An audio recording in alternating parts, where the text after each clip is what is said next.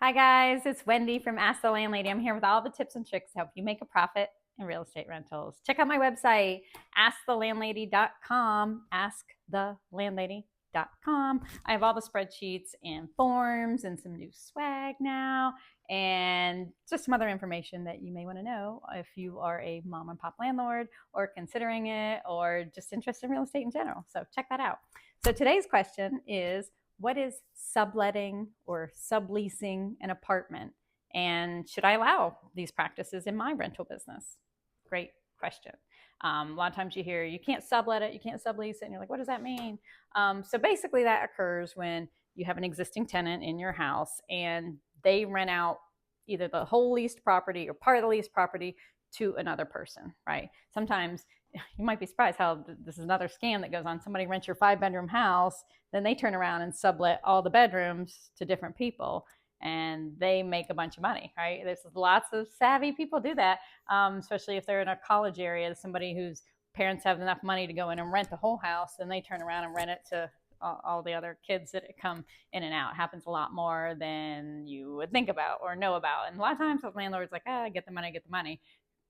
Great, but they're losing out on the profitability. They thought they were renting to one person, now they're renting to 5 people, but they're not getting all that income and they're getting all that wear and tear. So that's why you'll see in a lot of leases, and I highly recommend this is in your lease, which is that you do not allow subletting or subleasing. That way, if you find out it's happening, it's a lease violation and you can immediate grounds for removal.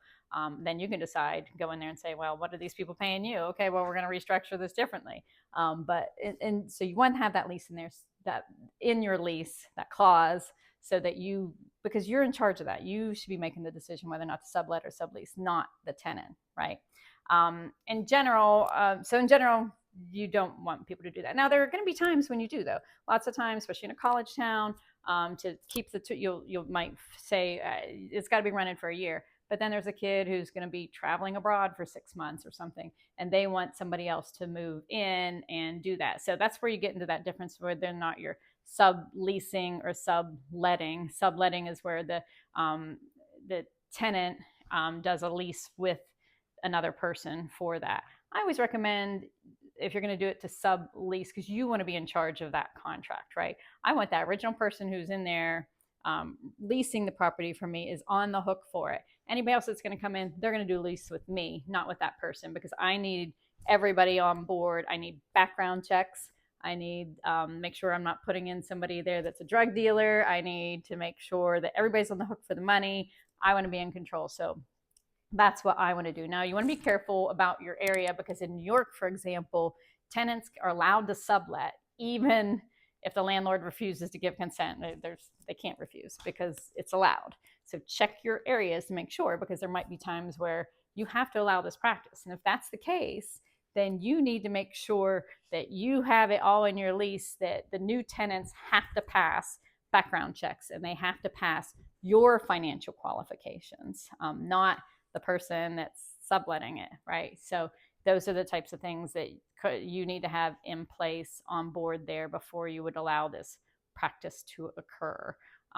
So again, in general, I prefer not to do it. Now, that being said, I'm going to make sure that somebody can't come in to my house and sublease all these different bedrooms out and make a bunch of money off me. So that's something that why you want to do constant inspections. If you find out that is going on, like if you go in there and somebody's put individual locks on all the bedroom doors, okay, that's a sign that they are making some money. They are renting to other people and locking these people have their own locks to go in and out of the bedrooms, and you didn't allow that, right? So that's a sign where you would maybe come in. That's called house hacking. A lot of people do it, and that's where maybe you need to decide, well, maybe in this area, there is a market for renting by the room instead of renting the whole place.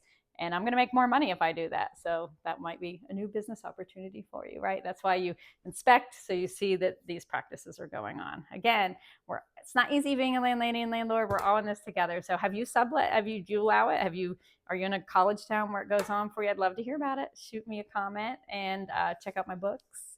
And just in general, have a great day.